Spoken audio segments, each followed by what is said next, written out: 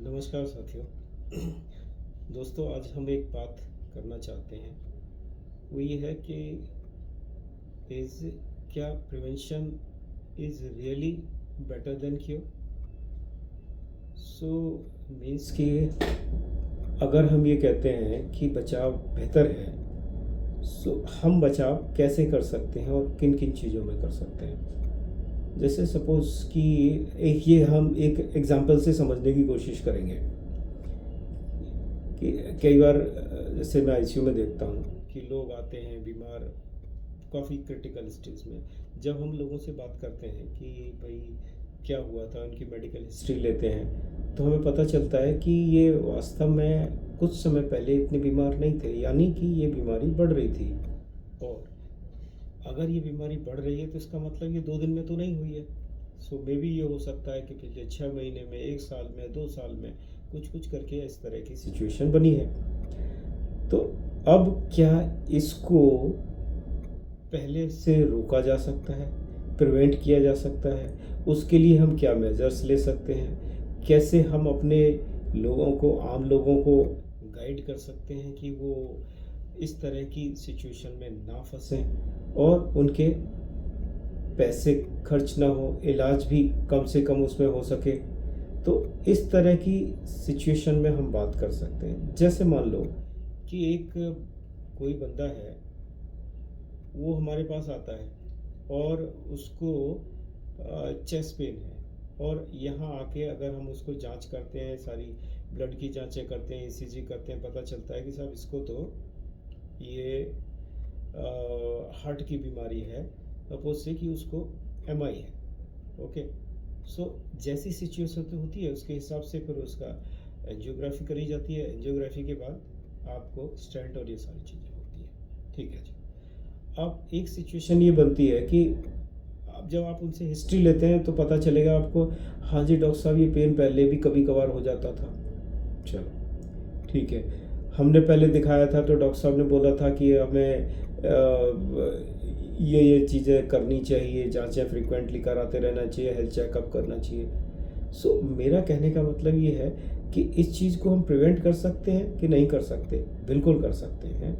अगर जिस तरह से हम हिस्ट्री ले रहे हैं पहले कि सपोज़ कि 15 दिन पहले की बात है कि 15 दिन पहले उनको चेस्ट पेन हुआ, उसके बाद उन्हें लगा कि ये तो एसिडिटी हो रही है, एसिडोसिस है, एसिडिटी की वजह से हो रहा है, कल हमने ये खा लिया था, कल हमने बाहर का खा लिया था, ये करके लोग उसको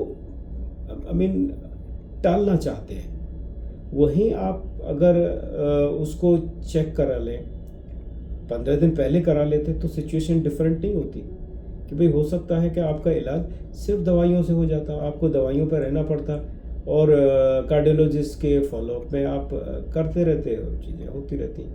लेकिन हम उस चीज़ को डिले करके और एक नई इमरजेंसी को दावत देते हैं। अब उस इमरजेंसी में क्या है कि आपके जान का खतरा भी हो सकता है, आपके पैसे भी ज़्यादा खर्च होते हैं, और जिस भी डॉक्टर के पास आप लेट जाते हैं और अच्छा परिणाम नहीं मिलता तो उस डॉक्टर का नाम भी खराब होता है।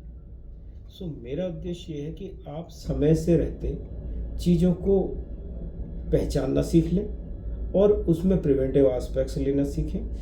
ठीक है, कि क्या क्या चीज़ें हम कर सकते हैं उससे बचाने के लिए, और रेगुलर हेल्थ चेकअप कराएं, जिससे कि आप अपनी चीज़ों को टाइम रहते, कम खर्चों में, कम समय से पहले ठीक कर सकते हैं। यही चीज़, ऐसा नहीं है कि अगर ये है तो सपोज़ कि कोई पेशेंट है जो हाइपरटेंशन है, जो इसको भी डायबिटीज़ है, और इन पेशेंट्स में मल्टीपल ऑर्गन्स पे अफेक्ट पड़ता है। सपोज से कि हम किडनी की बात कर लें, किडनी को फ़र्क पड़ता है, तो 2 सिचुएशन हो सकती हैं। एक तो ये है कि आप 50 साल की उम्र में आपकी किडनी ख़राब हो जाए और आप डायलिसिस कराएं। दूसरा ये हो सकता है कि आप अपने ब्लड शुगर ठीक रखें, हाइपरटेंशन को चेक रखें, ब्लड प्रेशर ठीक रखें, तो दवाइयाँ बराबर लेते रहें, डॉक्टर्स की सलाह मानते रहें, अपने खाने पीने में ठीक रखें, आप अपना वॉक करें, रेगुलर वॉक करें, फिज़िकली एक्टिव रहें और खाना पीना अपना ठीक रखें। तो इस सब से क्या होगा कि आपकी जो चीज़ जो अब 50 साल की उम्र में हुई है, हो सकता है कि वो 80 साल की, 85 साल की उम्र में हो।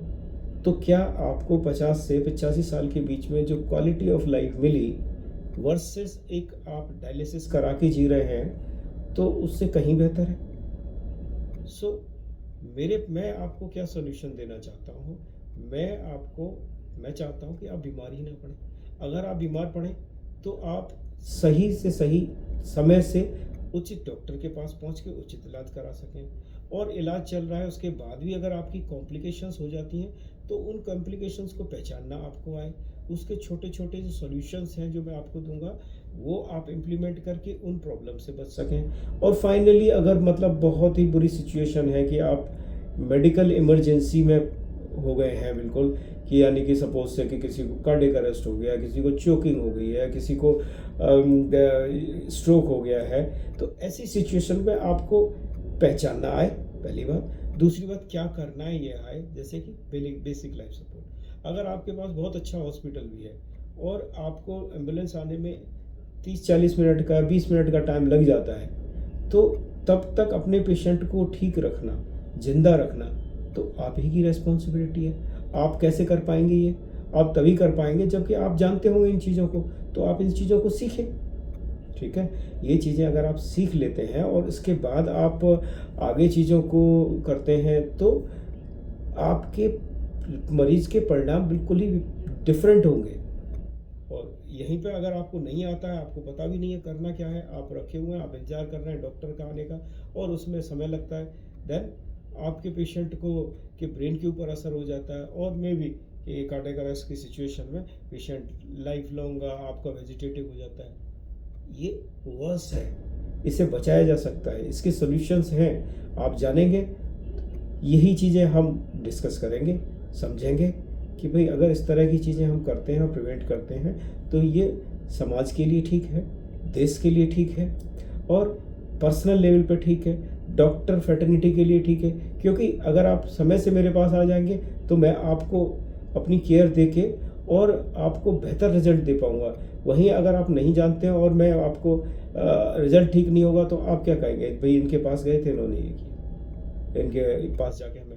और वही अगर आप प्रिवेंटिव एस्पेक्ट जानते हैं, बहुत सारी चीज़ें आपने कर रखी हैं और अपने पेशेंट को ठीक रखा है, रिजल्ट अच्छे आएंगे, आप भी कहेंगे कि भाई हम इस हॉस्पिटल में गए थे, बड़ा अच्छा इलाज मिला, हम ठीक होके आ गए।